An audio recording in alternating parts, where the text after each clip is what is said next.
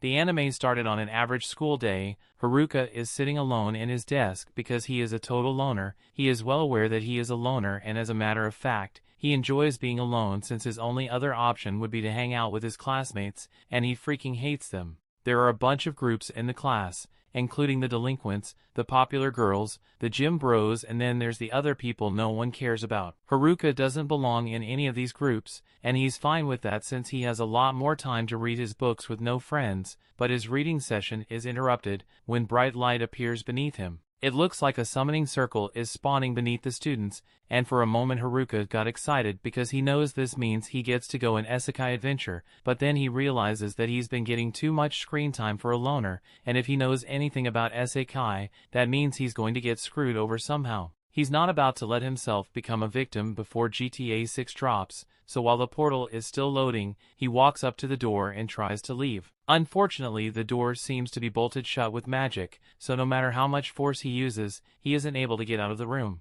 The portal is almost done loading, so his classmates begin disappearing, fading away, and as a last-ditch effort to avoid his otherworldly fate, Haruka decides to crawl into the ceiling vents to wait out the summoning circle. He jumps up and manages to crawl his way into the roof of the class, but just when he thought he was safe, the summoning circle followed him through the roof and he ended up getting summoned anyway. It sucks that he couldn't stay on Earth, but since he already knows how this kind of thing goes, he expects some kind of fat king or pretty princess to show up soon and ask for his help or something. However, that's not what happens, as Haruka sees a bald old man frantically waving his arms around and panicking at the sight of Haruka. Apparently the old man is God, and he was the one in charge of the summoning, and has already sent all of Haruka's classmates off to the other world. But because Haruka came up with the idea to hide in the ceiling while he still ended up getting summoned, his summoning was delayed, so God needs to send him to the other world quickly before he gets in trouble for this mess. He tells Haruka that he will get abilities to help him in the other world, but since he's late all the good abilities have already been chosen, so the only things remaining are all the leftover ones that no one wanted. To list a few, he has the option of picking skills that equate to Minecraft villager, gambling dice, contact lenses, and a stick. And to make it worse, he only has a limited number of skills he can choose, so Haruka begins taking out his anger on the god for summoning him here and only having trash skills left. The god knows he messed up, but he didn't graduate from God University just to get yelled at by a high schooler, so he tells Haruka that he will give him all the remaining trash skills as an apology, but he doesn't want to see his ugly face around here anymore, so he teleports Haruka to the other world immediately. It's cool that he gets to have more skills than normal, but that doesn't do him much good if he gets tossed out into the woods as soon as he arrives. He's never lived in the woods before, and he has no supplies, but then he notices a pouch on the floor and turns out that it's a part of the Minecraft villager skill, and the pouch allows him to store an unlimited number of items in his inventory. There's also a bunch of starter gear in there, so at least Haruka isn't going to be doing this without equipment. After he's got his stuff on, he decides to check his stats, but thanks to the gambling dice, he needs to roll a number to get stat points. He just goes with it and throws the dice on the ground. So as a result he ends up with a score of M, and he has no idea what M means, so he just decides to put the M points all into his luck stat. To his surprise, when he opens his stat window, his luck stat is completely maxed out, making him wish he used it on something better. He continues looking through his stats, and to his surprise, aside from all the trash skills, he actually gained 2 unique skills as well. Because he is such a loner on Earth, he will be unable to form a party in this world, even if he wants to. But in exchange his second skill allows him to force monsters to serve him because he wouldn't be able to make any friends otherwise. Haruka is a bit disappointed that he won't get a chance to make a harem for himself, but is what it is. Right now he's more concerned with the fact that he doesn't see any of his classmates nearby, and he finds that strange since this is supposedly the starting location. But then again, he never cared about them before,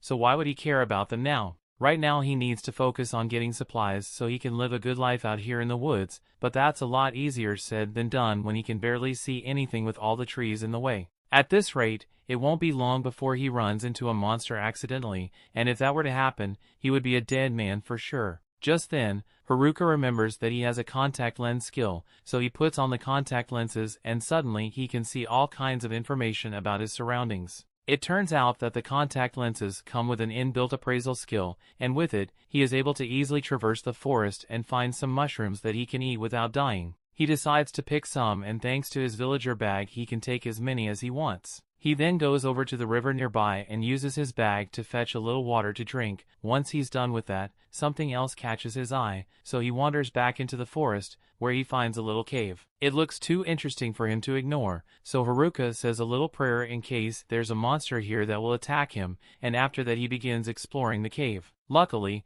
it looks like there aren't any monsters here, and this place is quite spacious, so if he decides to make this his base of operations, he pulls out a tent and a magic lantern from his bag to set up camp, after which he then proceeds to light a small fire with his temperature control magic so he can stay warm for the night. Coincidentally, using his temperature magic once allowed him to unlock a new fire, and being wary of monsters made him acquire several detection skills as well, but Haruka's only attack skill as a stick, so he still needs to figure out a way to defend himself. The next morning, Haruka wakes up with a jolt, so nervously leaves his tent. Into his relief, it looks like there weren't any monster attacks overnight. He is safe, all thanks to the anti-monster properties of his useless skill items, but even he is safe from harm, it doesn't mean he's safe from her hunger, so he busts out a frying pan and cooks up some of the mushrooms he gathered yesterday. And if you're wondering where he got the frying pan, he was just sitting there in his villager bag alone, the full set of kitchen knives and some beef jerky. So far that bag has been the most useful thing in Haruki's arsenal, so he wonders what kind of villager stocked it up before he got it.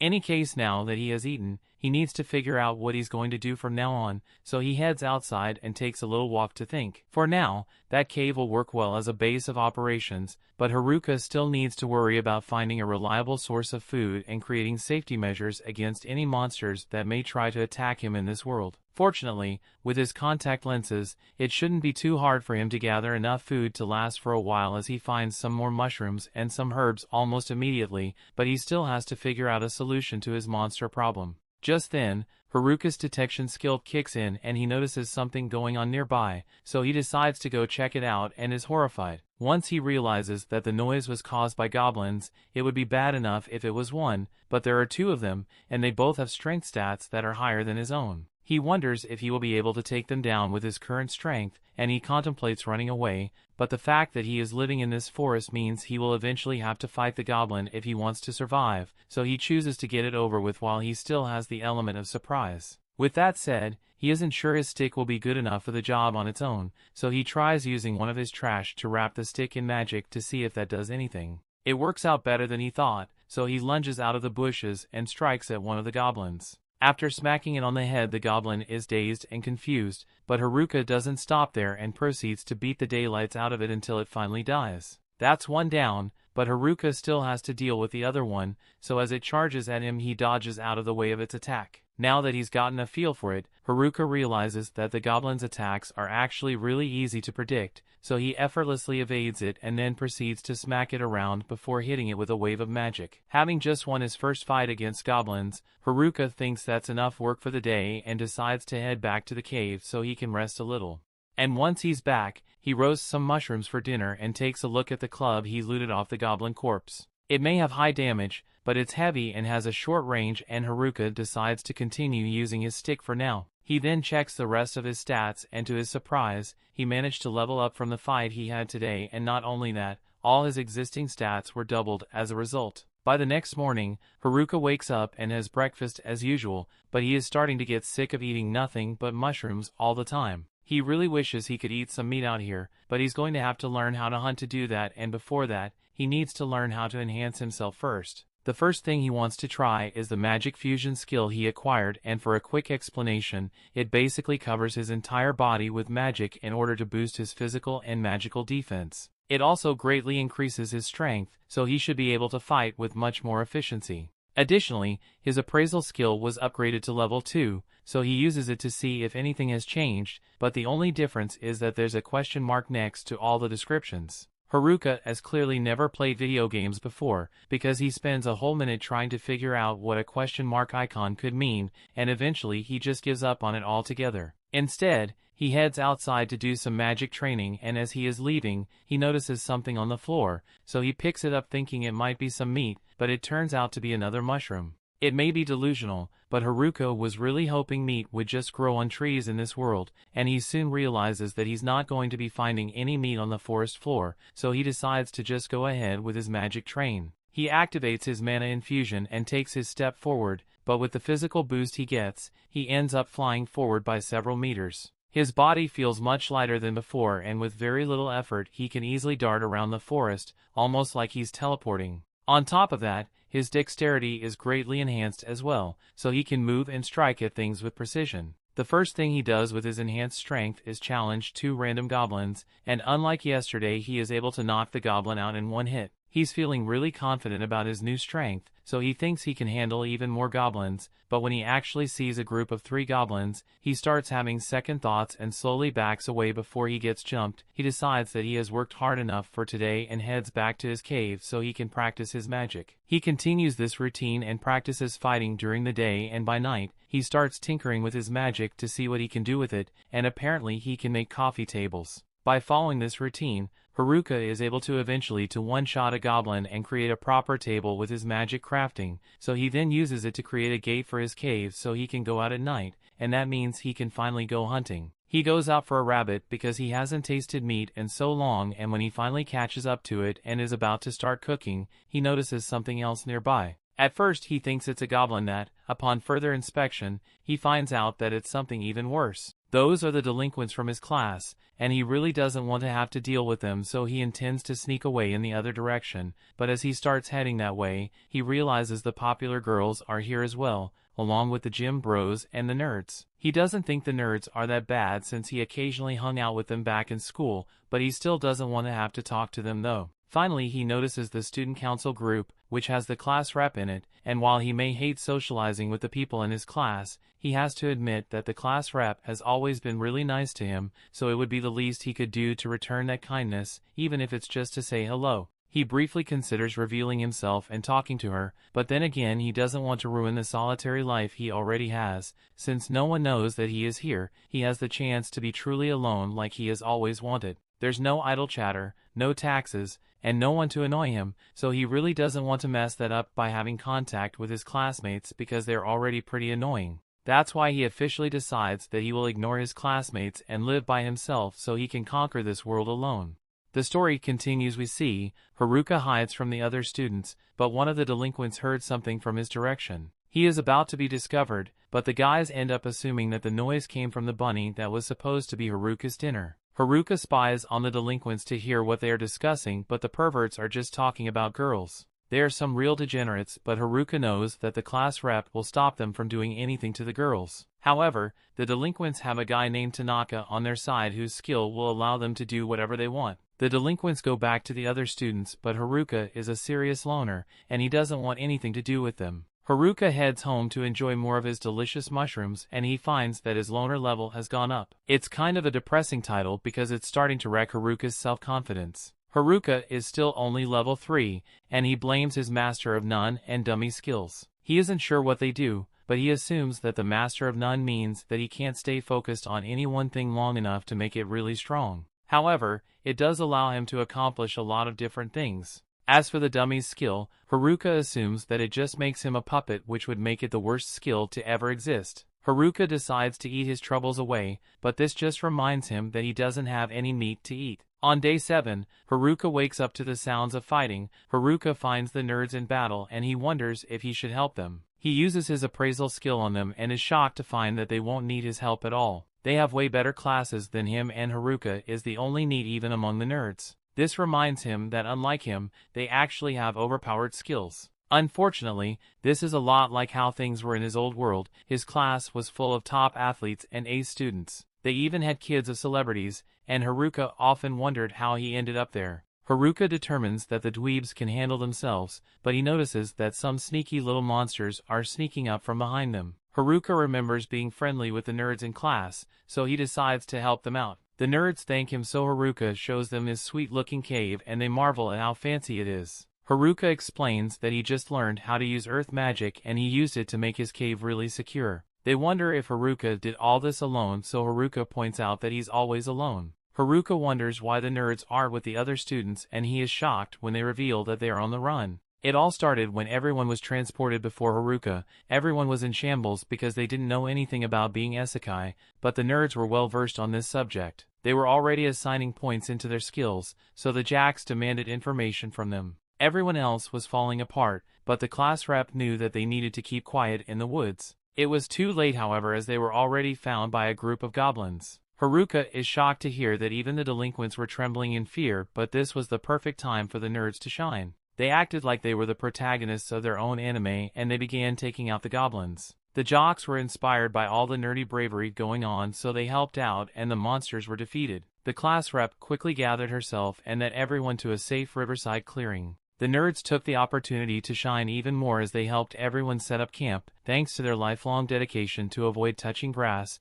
they became experts in all things isekai, including survival. The class rep organized everyone and put them to work. Soon enough, everyone came together and began working as one. This didn't last long, however, as the popular girls decided that they don't want to work anymore. The class rep tried to explain that their best chance of surviving by sticking together, but the group started to fall apart. They were all tired of working so hard, so they just left all the responsibilities to the nerds. The class eventually fell apart completely, and there was nothing the class rep could do. From then on, only the class rep, the nerds, and a couple of other students did any work. The other students were just so lazy, so the nerds began to resent them. They were even in charge of doing all the fighting. The nerds were super dependable though, as they just wanted to get stronger and level up. This was because they saw what skills the delinquents picked. Some of the skills they chose were charm and puppeteer, two abilities that grant control over other people. The nerds knew that the delinquents had bad intentions, so they were leveling up to stand against them. The delinquents were working hard to level up as well because they needed to in order to use the skills.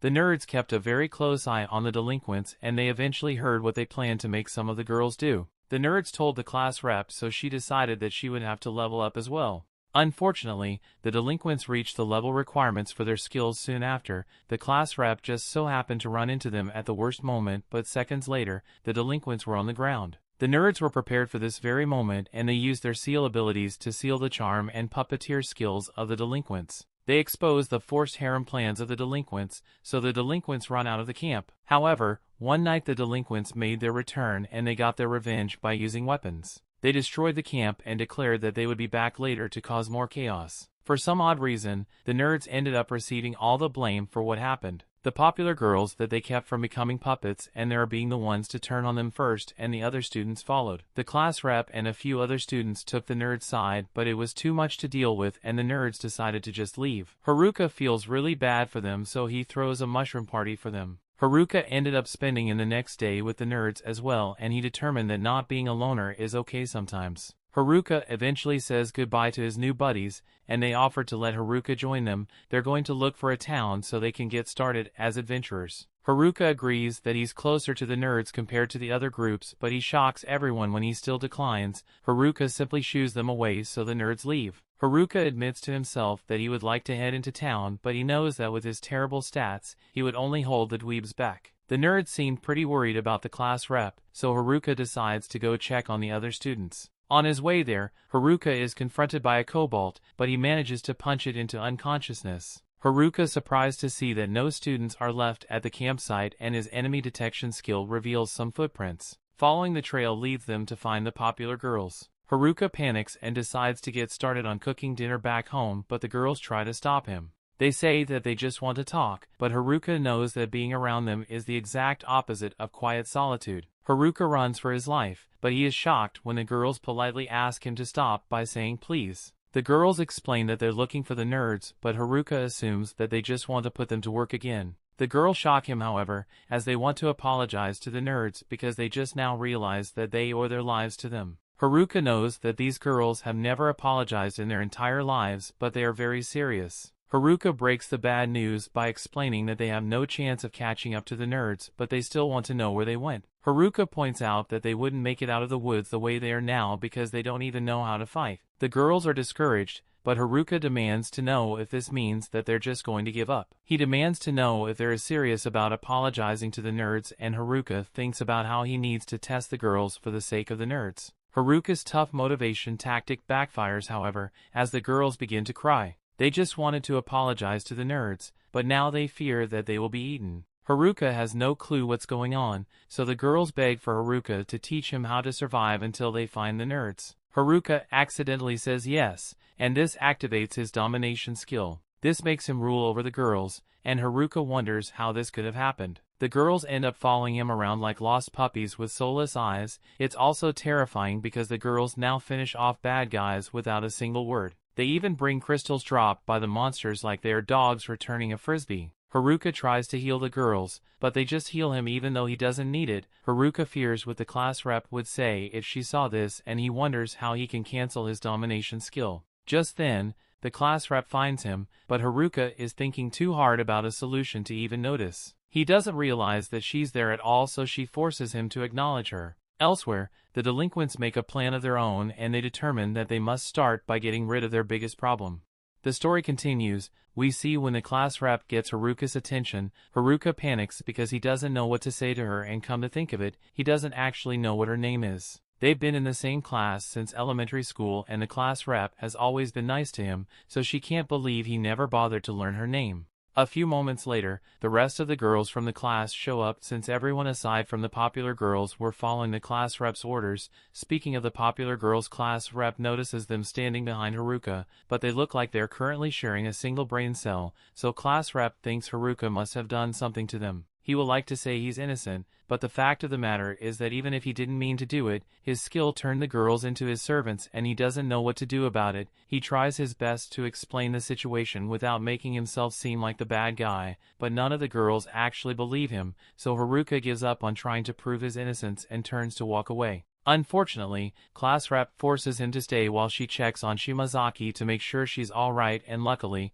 a little shaking at all it took for the subjugation to be undone, so Shimazaki tells class rep that she's alright. The class rep is relieved to hear that Haruka thinks that means he can leave now, but class rep still wants to find out how the whole subjugation thing happened in the first place, so she refuses to let Haruka go yet. While the girls are talking, Haruka is left alone by a tree, and since he's got nothing to do, he decides to try practicing his magic so he can expand his house once he gets home. He begins trying to figure out how to make a basement, but he messes it up and accidentally buried himself in the ground from the neck down. He's stuck like that until the class rep finds him, and she was shocked to find him buried in the dirt when she just asked him to wait a few minutes, but boredom can make a guide you crazy things. She was over to Haruka's head to grab him so he can get out of the dirt, and once he is free, she apologizes for not trusting him since Shimazaki told her that he was just trying to help everyone. Haruka doesn't recall ever saying he would help everyone, but class rep and the other girls who are already thanking him, so he decides to just go with it.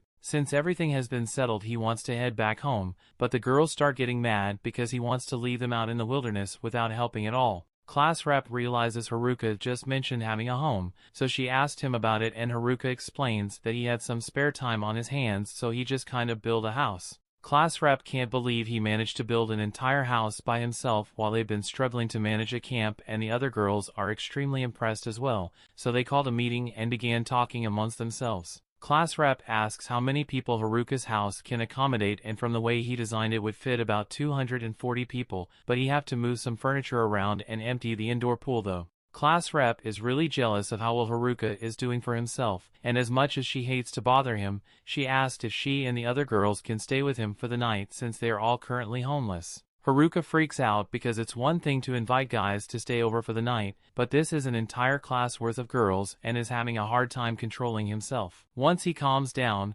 Haruka begins leading them all to his house, but because of all the time he has spent roaming these woods, Haruka is far better at getting around. One of his skills even gives some helpful pointers to keep him going in the right direction. Eventually, Haruka makes it back to his house with the girls, and after catching their breath, they are stunned by the magnificence of Haruka's house. It's been so long since they've had a roof over their heads or gotten to experience the wonders of indoor plumbing, so as soon as Haruka mentions that there's a bath over in that direction, the girls start frantically running towards it and strip down right there in front of Haruka. There's no way he can handle spending an entire night in the same room with all of them, so he sets up a tent so he can be alone and prepares to go to sleep. Just then class rep walks into his tent because there's something she wanted to talk to him about. First of all, she thanks him for all his help because she wouldn't have known what to do without him. After the nerds left, the gym bros decided to leave as well, so the girls were all left on their own. It's been tough, but now that they've had a bath and a good meal, the girls are all in high spirits once more.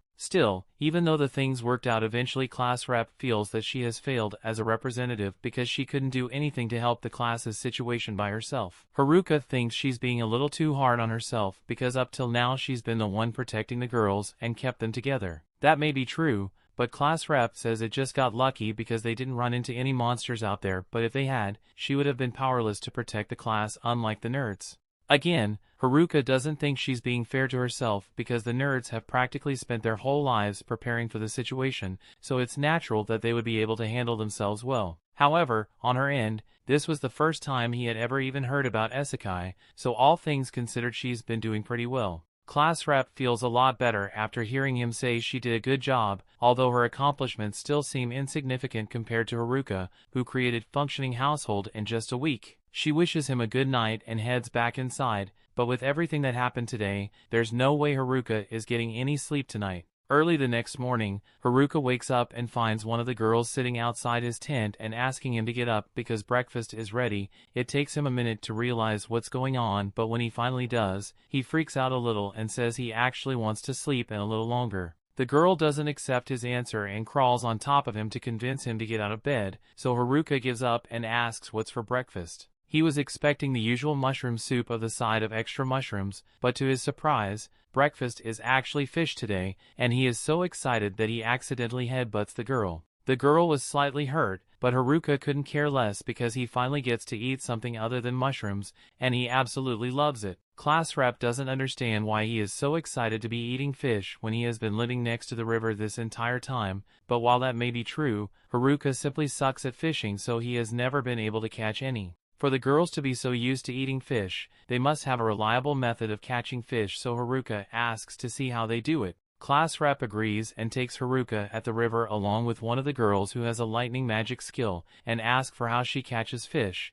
She kind of just electrocutes the water until the fish stop being alive. Haruka is really impressed, so he pleads with her to do it one more time, and while the girl doesn't really want to, she agrees anyway since Haruka is helping her out. She spawns another lightning ball, but before she could throw it in the river, Haruka takes the lightning ball and seals it with his packing skill. He then tosses it in the river and is able to catch some fish as well, but on top of that, he also acquired lighting magic, so he won't be needing Lightning Girl's help anymore. Class rep asks what he just did, so Haruka explains that by using his packing skill on a particular element he can gain that kind of magic. It's probably an effect caused by a combination of his many skills, which is definitely useful, but he still doesn't think it's impressive since he still only has a bunch of useless skills. While the other girls are playing the river, Haruka sits with class rep and asks what she and the other girls plan to do after this. Class rep says the details still aren't certain yet, but they plan to head for the nearest village to try and catch up with the nerds. However, they are going to need to level up if they plan to make it out of this forest on their own, so Haruka offers to help them train before they leave. Short while later, all the girls are gathered out in the forest, and before Haruka begins his training camp, he says he would like to know what their current levels are. The girls tell him that their levels are all above 16, and Haruka begins feeling depressed because he's still only level 7 after all this time in the forest. He's honestly starting to doubt that the girls even need his help to begin with, so he decides to give them a small test and sets them up to fight a bunch of kobolds to see how well they do. The girls think this will be a piece of cake once the kobolds are only level 6, but a few moments later, they've all had their asses handed to them and are down for the count. The girls had no idea that the kobolds would actually fight back, so they all head back to regroup and think of a new strategy, and for some reason the strategy meeting is taking place in Haruka's magic tent. They can all fit since Haruka's tent is able to expand, but he still has no idea why they chose to come here. After a little deliberation, the girls head back out and they are sure they won't lose this time. Haruka is glad that they seem motivated, but he honestly doesn't think they'll be able to win this time either. Once they've left, the girl from this morning approaches Haruka and says she wants to apologize for her behavior this morning. She was intentionally getting close to him just to see if he would try to take advantage of the situation if given the chance. She admits that she didn't trust him at first, but he gave them a place to stay, food to eat, and is even helping them learn how to fight, so she feels like she can trust him and she'll be back to wake him up tomorrow with his breakfast. Haruka is glad she trusts him and says he's looking forward to seeing her tomorrow, although he doesn't know her name, so he's just going to call her Fish Girl. The next morning, Haruka is happy to receive the fish from Fish Girl, but then he hears the other girls talking about going out to fight kobolds again for revenge, but before they can leave, class rep calls them back and says they need to train first because they are definitely going to lose again if they go back to fight now. She suggests they should practice by fighting goblins, but when they actually start a fight against the goblins, it doesn't go well for the girls. Despite this loss, some of the girls still think they are ready to fight the kobolds, although a bunch of them pretend to be sick to avoid having to fight anymore. Haruka doesn't think this is going to end well, so he's prepared to intervene if necessary. However, to his surprise, the girls actually learn from their mistakes against the goblins and work together to take down the kobolds. Class rep congratulates them all on their victory and Haruka is relieved because this means that girls can handle themselves and won't need to stay with him anymore. He believes he can finally get back to his life as a loner, but class rep comes over and thanks him for agreeing to come with them to the nearest village. He knows for a fact he never said he would join them, but the class rep is really insistent, so he caves in and agrees to go with her. A little while later, everyone has packed their stuff and they are ready to leave the forest, but Haruka reminds them that they don't know what they might run into out there, so they should all keep their guard up. At the same time, in a different part of the forest, one of the boys from the class is seen running for his life, when he makes the mistake of turning around and trips over a rock. He is now cornered by his attacker and has nowhere to run, so he ends up getting strangled to death on the spot. The story continues. We see Haruka's top priority right now is ensuring the safety of the girls, since the delinquents are sure to come after them, and to do that, he needs to get them out of the forest. A little while later, Haruka runs into a giant orc, and he sees this as a good opportunity to teach the girls how to defend themselves properly, so he tells them to stand back and watch how he handles it. He charges at the orc with his stick, so the orc raises its club and tries to clobber him into the ground, but when it looks down and realizes our boy isn't there anymore. Haruka is currently hiding behind a tree, and with how slow the orc is, it will never hit him, but if Haruka wants to fight back, he needs to think of a plan. He remembers the nerds telling him that physical attacks aren't effective against orcs, so the safest bet to defeat them is use a bunch of magic. Haruka pulls up his stat window to check if he has any usable magic, and he's got all the elements at his disposal, thanks to his packing skill, but before he gets the chance to use any of them, the orc finds his hiding spot and uses its club to destroy the tree, so Haruka is forced to dodge its strikes until he has finally had enough and appears behind the orc with his stick before knocking it to the ground. It turns out that the orc died from that, and he wasn't expecting that since physical attacks aren't meant to work against this thing. The girls are upset because they didn't actually get to learn anything from him when shooting the orcs, so Haruka apologizes and says he will use magic to defeat the next one so they can learn. The next time Haruka spots an orc minding its own business, he prepares a flame spell in his hand and just casually chucks it at the orc. As the spell collides with the orc's face, the monster goes down and doesn't get back up again, so the girls are even more upset because they'll never learn to defend themselves if he keeps killing everything instantly. Later that night, the group has a lot of pug meat on hand, so they celebrated the barbecue. While everyone is having fun though, Haruka is in the back setting up as many traps as he can so they go get attacked while they sleep. His tent also has properties that prevent detection by enemies, so with this, he thinks it'll be alright. Next, he wants to plan out the route they'll be taking tomorrow morning, so he activates his math skill and it's checking out the path up ahead when all of a sudden, his perception skill alerts him to the presence of someone nearby, so he goes to investigate. He notices 4 male figures emerging from the dark, so he's worried it might be the delinquents at first, but as the guys approach, he realizes it's just the gym bros and he's relieved since he won't have to fight them. At the same time, class rep was looking for Haruka and notices him talking to 4 guys over in the distance. Even if they aren't hostile, Haruka still wonders what the gym bros are doing out here to begin with. He assumed they must have been after the girls, but the bros adamantly deny it and say they came here looking for Haruka. He decides to believe them, but he still doesn't understand why they were going through all that trouble to avoid the girls though. The bros explain that they can't trust the girls, and they inform him of the skill that was even worse than charm and puppeteer skills that the delinquents wanted to use. Haruka recalls seeing something about hijack guilt, and that's exactly what the gym bros were referring to. The delinquents were really vocal with about all the things they wanted to do with their mind control skills, but not once did they mention anything about the hijacked skill, so that means they didn't have it, and if the delinquents didn't have it and the nerds didn't have it either, then that means one of the girls must have the skill, and it's keeping it hidden from everyone. Haruka decides to mess with the bros a little and tells them that he may be the one with the hijacked skill, but the bros don't seem that worried. In fact, they seem relieved because they know Haruka is so much of a loner that he would never actively seek out people to hijack their skills. Haruka admits that he doesn't have the hijack skill, although he does have a subjugate skill that can turn people into his pets, but he prefers not to use it. Anyway, the bros just wanted to fill them in on the dangers of the hijack skill, so they say they are heading back into the woods to keep an eye on the delinquent since they seem pretty suspicious. Before they leave, they asked Haruka to apologize to class rep and the rest of the girls for them since they ditched them without warning.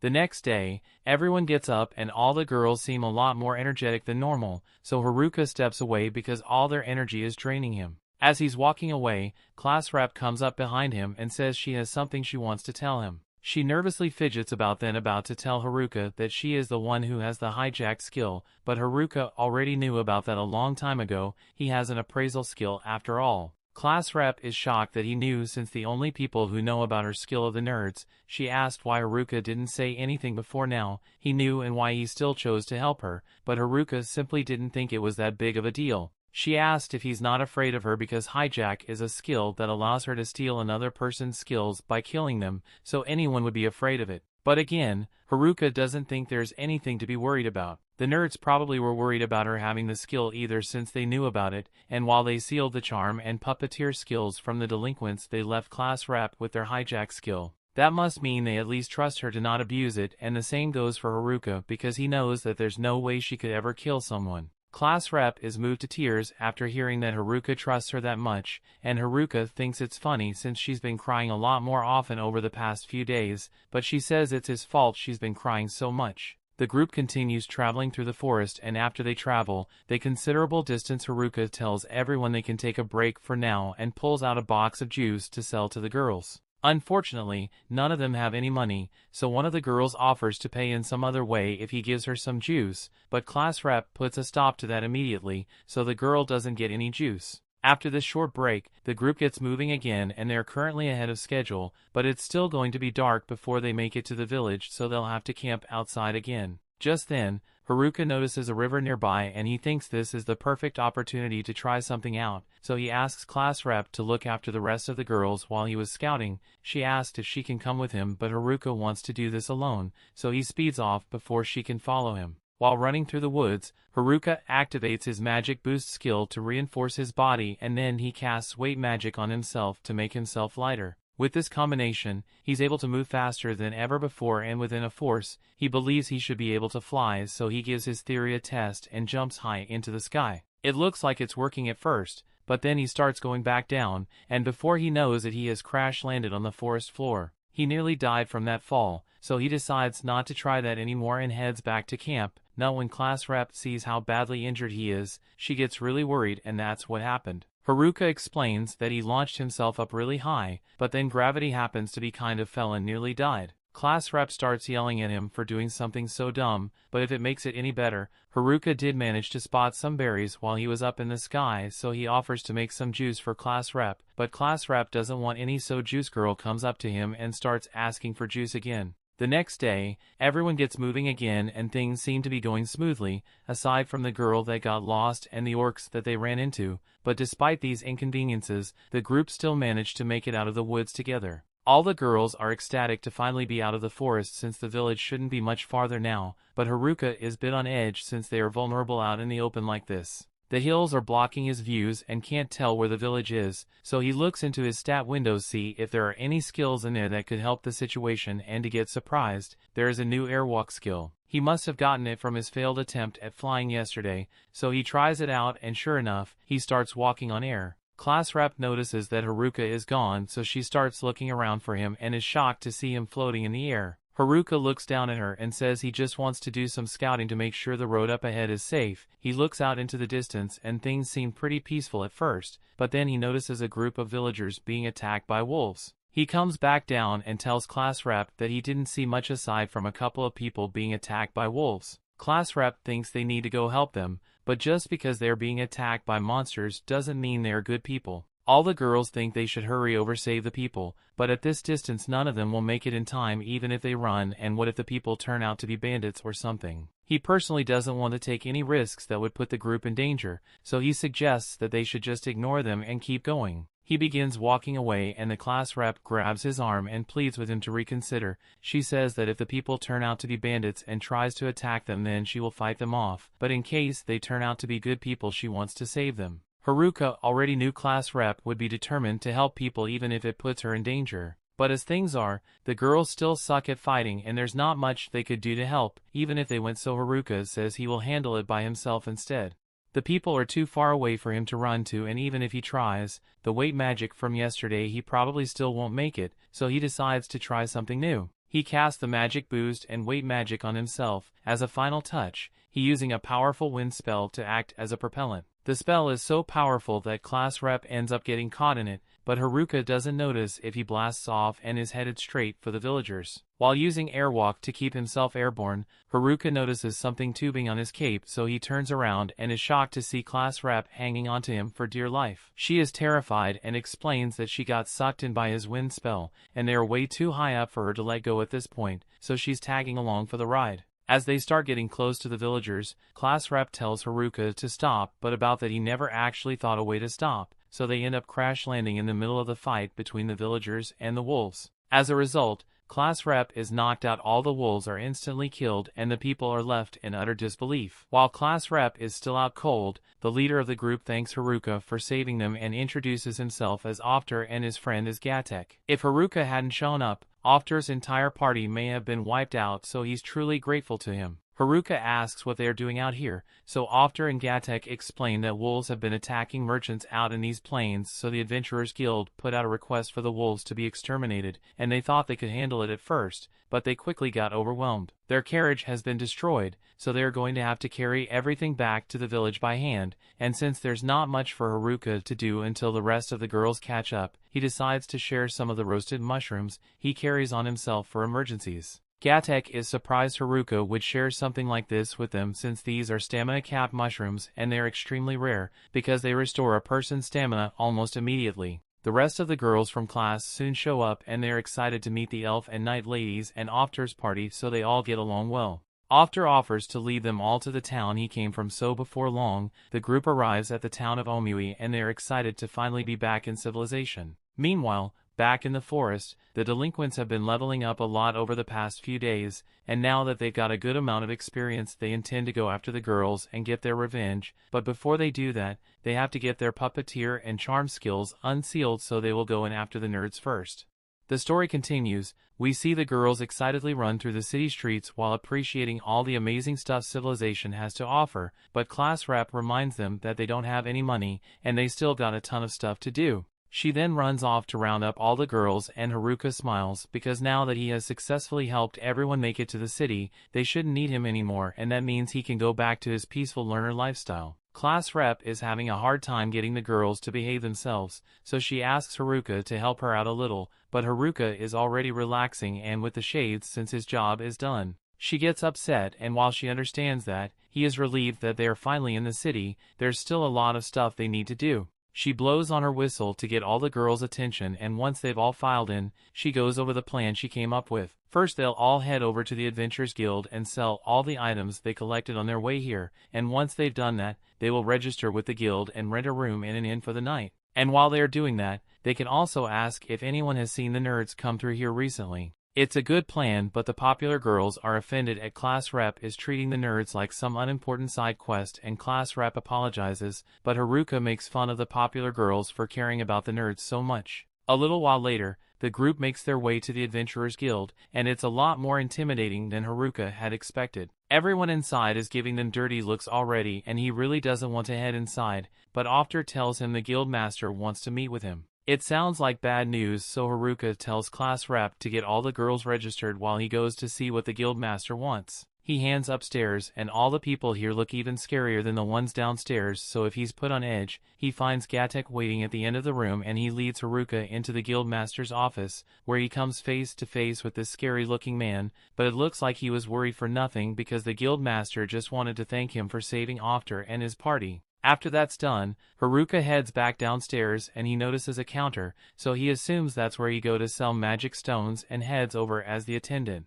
The attendant confirms that he can sell his magic stones here, so Haruka dumps a bunch of stones out from his bag, and there's a lot more where that came from that the attendant asked him to stop because he's already dropped 2 days worth of overtime on her desk. So she just asked him to come back tomorrow so she can finish appraisal all of these first. Haruka doesn't mind waiting and the girls are all done registering as adventurers anyway, so Haruka needs to hurry up and register as well. He probably walks into the registration room to get himself assessed, but once the assessment is done the guild worker tells Haruka that he is too weak to become an adventurer. The guild requires people to be at least level 10 before they can register to become adventurers, and even then, you have to be at a party or qualify. If Haruka wanted to register as his solo adventurer, he would have to be at least level 20, but he's only level 9 right now, and his loner skill prevents him from forming a party, so he's going to be unemployed for a long time. Later that night, class rep leads everyone to the lodging that the guild prepared for them, but once they finally make it there, Haruka starts freaking out because this place looks a lot like a love hotel, however it isn't, so everyone says goodnight to one another and heads to their separate room. The next morning, they all get up and meet at the diner to get some breakfast, and class rep is excited to tell them that this town is supposedly really safe, so they are free to head into town and do whatever they want. The girls are happy, so they start making plans to go shopping later today, and since they can clearly handle themselves from here on out, Haruka plans to head back into the woods once he gets paid for his crystals. Speaking of which, Haruka heads to the guild after breakfast to see if they're done appraising his magic stones, but when he gets there, he is met with sincere apologies because they don't have enough money on hand to pay him all at once. The guild master comes out as well to personally offer his apologies and asks Haruka if he would be willing to allow the guild to pay him in installments. Haruka says he's fine with it, and the guild master is thankful that he's so understanding, but in the meantime, he tells Haruka he can have the amount for the magic stones they're already appraised. There's 8 million era in that bag, and from what Haruka and class rep have learned since arriving in Omiwi, the money here pretty much had the same value as money back on Earth, so Haruka just became rich. His payment is so high because he brought in more offering stones than the guild has ever seen, and he also defeated those green wolves, so that contributed to the payout.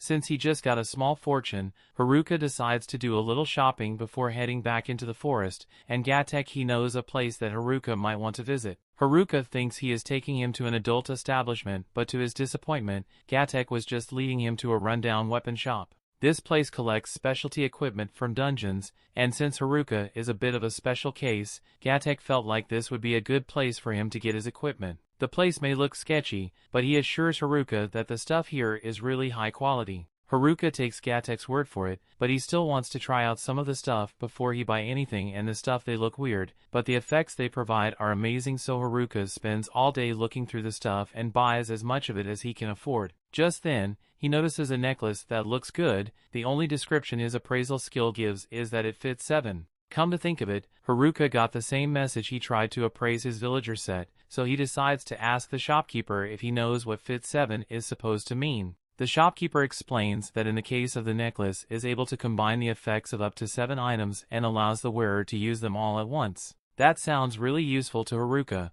and if the effect also applies to his villager set, then that means he can stack even more effects onto his equipment. It's about to begin sorting through all the items for the best effects to combine, but just then, class rep shows up and starts yelling at him for staying out so late. Haruka realizes that he has been here for a while, but he still has a lot more stuff he wants to try out. However, as he is holding one of the items and suddenly starts reacting, and before he realizes it, all the items in front of him get combined into one. The shopkeeper is understandably pissed because Haruka hasn't actually paid for anything yet, and all the stuff costing well over 10 million to acquire. Haruka starts panicking because he doesn't have that much money, so Gatek pleads with the shopkeeper to accept Haruka's 8 million instead. The next day, Haruka is soaking over the fact that he just wasted all his money, so now he is completely broke. He would like to go outside and gather for more crystals, but people aren't allowed to leave town to hunt monsters unless they are registered as adventurers, and he already tried to sneak out with some of the girls, but class rep caught him and started yelling him some more, and he has the perfect plan to sneak out without class rep spotting him. His villager cloak was combined with an invisibility cloak, so with this he should be able to make it out of the city unnoticed. He sneakily walks past class rep and the other girls, and he feels bad for leaving them without saying anything. Class rep would definitely try to stop him if she found out. Haruka manages to successfully escape the lodging, and once he's outside, he makes the misguided decision to take off his invisibility cloak, so as he attempts to jump over the wall, he gets spotted by a couple of the girls that were outside and they asked him where he's going, so Haruka freaks out, accidentally smashes his family jewels against the wall. He falls back to the ground and yells at the girls for startling him like that, but they said he just wanted to know why he was jumping over the wall. Haruka recognizes the girls as part of the athletic group, but one of them is missing, so he uses his perception skill to locate her. And to his horror, he discovers that she's about to strip naked in the middle of the street. Haruka and the athletic girls all rush over to stop her, but even though they manage to get to her before she could completely undress, Haruka's escape plans have been ruined. The next day, all the girls are heading out to complete a quest for the guild, and Haruka asks if it will let him join them, but class rep refuses because she doesn't trust him after he tried to ditch the crew yesterday. She assures him that they will be back in no time, and Haruka says he will wait, but as soon as class rep and the others have left, he starts smiling because he has no intention of waiting for them. He has learned from his mistake yesterday, so he keeps his cloak on and waits until he is outside the city gates before he takes it off. He's officially made it out of the city and nothing is stopping him from making it back to his house in the forest, but as he is running, he notices a bunch of destroyed buildings over in the distance. Normally this would be a long side quest, but Haruka just wants to get back to his house, so he completely ignores it. He also sees a horde of goblins, which would be a great source of experience if he took the time to slaughter them. But once again, he just wants to head back to the forest, now this time as he is running and notices a carriage being attacked by bandits, and this is pretty hard to ignore, especially since the people inside are asking for his help, but ultimately, he decides to just ignore it and keep moving. However, as he's trying to leave, the bandits attack him, so he tries to explain to them that he doesn't want to get involved. The bandit refused to leave him alone though, so he's forced to take action and absolutely roast them with a single fire spell. The staff Haruka is holding as a result of one of the items combination he got stuck with, and it turns out that it's pretty powerful. As the bandits get back up, Haruka once again tries to talk his way out of the fight, so he tells the bandits that they should just leave him alone if they know what's good for them. The bandits admit that Haruka's magic is powerful, but since they assume magic is the only thing he's good at, they all decide to attack him in close quarters. However, Haruka is easily able to knock them down with one strike each. The bandits can't believe they are losing to a single kid, so they ask what Haruka's job is. He is still unemployed, so that question stings a lot. The bandits decide to check Haruka's status, so they know what they're up against. But as soon as they see it, he's only level 9 and decides that they can beat him if they use their weapon skills, even though they've been losing so far. Weapon skills are only available from level 20. So Haruka doesn't have any, and from what he knows, weapon skills are really powerful, so he gets a little worried. The bandits begin using their weapon skills, but while it is certainly dangerous, they keep yelling out their attack before they use it, so Haruka is easily able to dodge until they all pass out from exhaustion.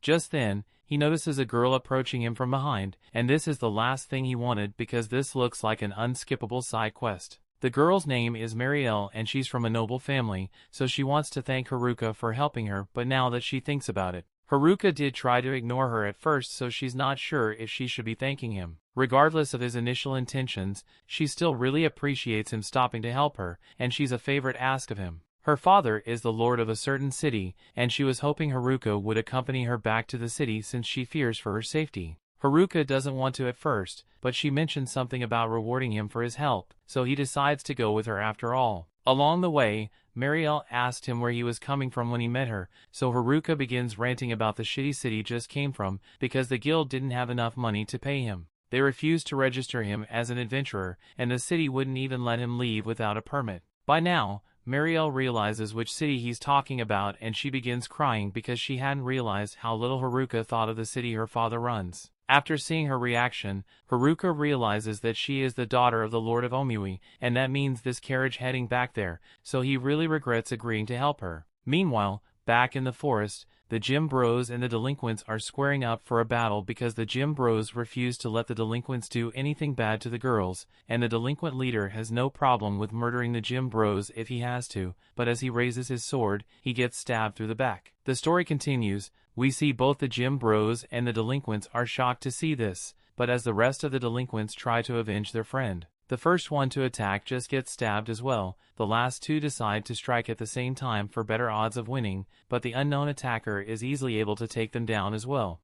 After seeing this, the gym bros realize they are outmatched, so they attempt to run away, with the assailant is too quick for them to escape, so he appears in front of them and begins menacingly walking forward. Meanwhile, Haruka has just been dragged back to town by Marielle that he really didn't want to come, but Marielle started crying, so he decided to go with her just to be nice. Once he arrives at the Lord's house, Marielle leaves him alone for a minute, so he takes a look around, and it certainly looks like a nice house, but that has nothing to do with Haruka, so he immediately starts heading for the front door so he can leave. However, before he can do that, Marielle gets back and she's upset that he's trying to leave because she specifically asked him to wait while she changed her clothes. She tells him to just wait a little longer because she still has to do something to thank him, and Haruka doesn't want to. But since she's so insistent, has no choice but to listen. He may have been against staying here at first, but once Marielle shows him the feed she had prepared for him, he completely changed his attitude. Marielle did this as her way of showing Haruka some appreciation, but she's starting to get annoyed because Haruka is totally ignoring her. While he's stuffing his face with food, Muriel asked one of her maids to bring the rest of Haruka's reward, so a pouch of money is brought, and while Haruka acknowledges it, he doesn't seem all that excited. As a bonus, Muriel noticed the Haruka isn't registered with the city, so she was through the liberty of getting a custom ID card made for him, which will grant him permission to leave to enter the city anytime he wants. That's a really cool gift, but Haruka stopped paying attention after he received the money, and has been much more focused on the dessert that was brought to him. The next day, class rep and the rest of the girls begin questioning Haruka about what happened last night. Haruka explains to them that he was just summoned to the local lord's mansion, and while class rep knows he isn't lying, she doesn't understand why the local lord would want to see Haruka in the first place. Haruka chooses to keep his explanation vague so they don't find out about how he met Marielle during his failed escape attempt. Eventually, girls let it go and decide to go out on a mission, but before they leave, class rep reminds Haruka he's not allowed to leave town, and Haruka seems oddly compliant this time. But that's just because he knows there's nothing stopping him from leaving town once the girls leave. With this custom ID, he can finally get out of town without any hassle, but before he goes, there are a few things he has to do first. He uses his money to buy some new equipment, eats as much good food as possible, and then starts writing a note for the class rep to find so she won't get mad about him leaving. He writes down that he's going back to the forest to check on the gym bros, and while he's just writing it as an excuse, he really is worried about those muscleheads. He heads outside, and after presenting his ID, he is allowed to leave town, and this time he won't let himself get distracted by any annoying side quests. Before long, Haruka returns to the woods, and he's glad to see that everything is still the same as it was when he left it. He can't wait to get back to his house, but while he's not paying attention, Orc sneaks up, attempts to smash his head in. Fortunately, Haruka's stats are way too high for something like that to work on him, so he just one-shot the orc with his staff. He finds it weird that an orc would appear around here since they are usually only found a lot deeper in the forest, and that's not the only strange thing he discovers because he finds a human blood trail nearby. He knows the blood couldn't have come from the nerds since they are too strong to lose to anything in the forest, so he assumes it must have come from one of the gym bros. He begins tracking the blood trail until he eventually finds the gym bros all bloody and bruised under a tree. At first he thinks they are dead, but once he gets closer he realizes they are still breathing, so he dumps every healing potion in his inventory on them until they eventually regain consciousness. They begin explaining everything to Haruka, and while Haruka had initially thought the jocks were attacked by the delinquents, he's shocked to be told that all the delinquents are actually dead. Haruka asks if the nerds were targeted as well, but the jocks have no idea, although it doesn't seem likely since the nerds left the forest a long time ago. They can tell that Haruka intends to go after the person who did this, so they warn him that Tanaka is insanely strong now, so much so that they barely lasted a couple of seconds against him. Plus he stole all their overpowered weapons, so now he's even stronger than he was before.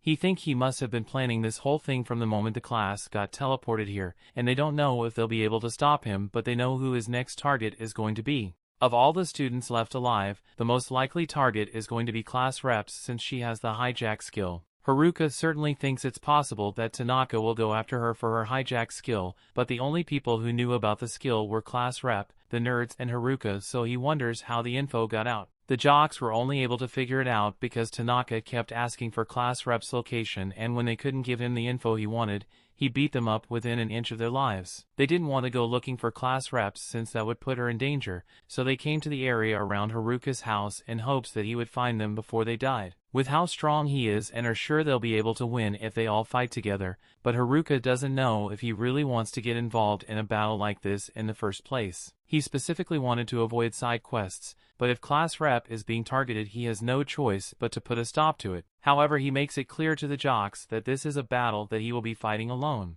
The jocks tried to talk him out of it since going alone is insanely risky, but when they see the look in his eyes they realize he is serious about it. They agree to let him go alone. Haruka tells them they should just head to town in the meantime and meet up with the rest of the girls, and while they are there, they have better apologize to class rep for ditching the group earlier. As the jocks leave, Haruka thinks to himself that it might have been beneficial to have them fight with him, but he can't risk having all of them fight at once since Tanaka manages to overpower them. There would be no one left to warn the girls. The safest option is for him to tackle this alone and to make sure he's ready for the battle when he eventually faces Tanaka. At the same time, back at the village, class rep is worried sick after realizing that Haruka has left the city. The other girls tell her there's nothing to be worried about since Haruka will definitely come back. Back in the forest, Haruka is thinking over his game plan against Tanaka because the jocks told him that Tanaka has incredibly powerful weapon skills. Even the weapon skills have no name. Bandits are frightening, but something Haruka learned after dealing with them is that a weapon skill animation can be cancelled for it is started, so Tanaka tries to use a weapon skill on him. He will have to try and take advantage of that weakness.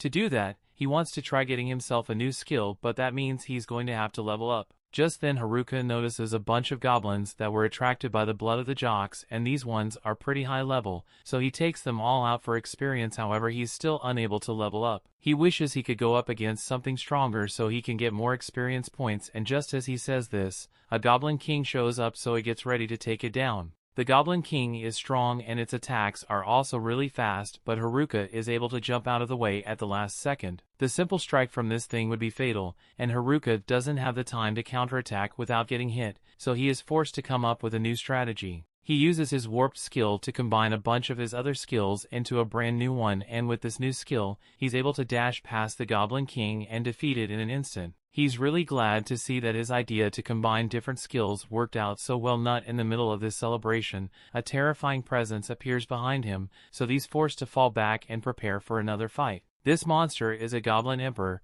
and it's already at level 50 while Haruka is still only level 9, so he doesn't think there's any way he can beat this thing if he finds a head-on. His only option is to try out his combined skill again, so he activates it and charges straight at the Goblin Emperor.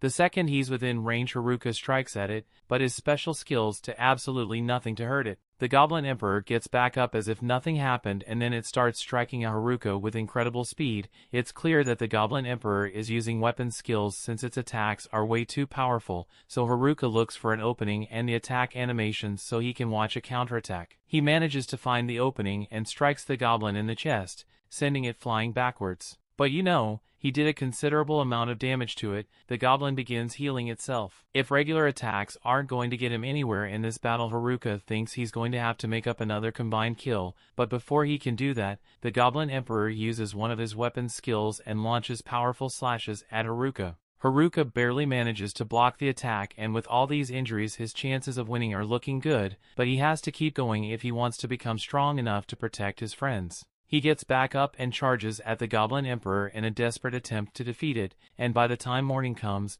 Haruka is the last one standing, and because of his efforts he's gained 2 levels. Now that he has level 11, Haruka heads back to his house to check out his status window. Just as he expected, his new level is granted him several new skills, but he's not sure if it will be enough for him to beat Tanaka in a fight. Still, with his made-up skill he's able to attack in a split second to take advantage of the weapon skill animation, so he's just going to have to hope things work out in his favor. Later that evening outside Haruka's house, Tanaka shows up and Haruka has been waiting for him. Haruka remembers Tanaka being bullied by the jocks when they first got here, but it turns out he was just playing along so he could get his revenge in the end. While Tanaka and Haruka face off, the girls have just returned to only after a long day of adventuring, and as they walk back they notice a couple of guys sitting outside the walls. They soon realize that it's the jocks and they're glad to see them, but they are also really worried because the jocks learned pretty bad shape. Class rep remembers Haruka saying he was going to check on the jocks on his note, so she asks them if they know where he is,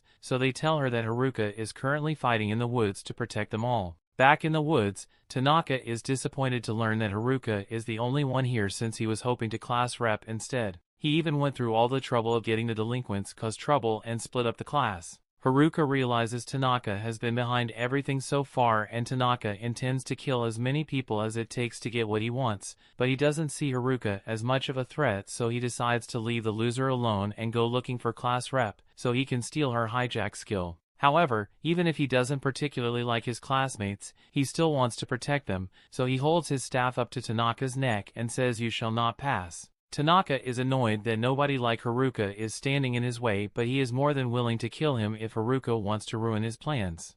That brings the episode to an end. Thanks for watching. Want next part? Subscribe the channel and turn on notification bell.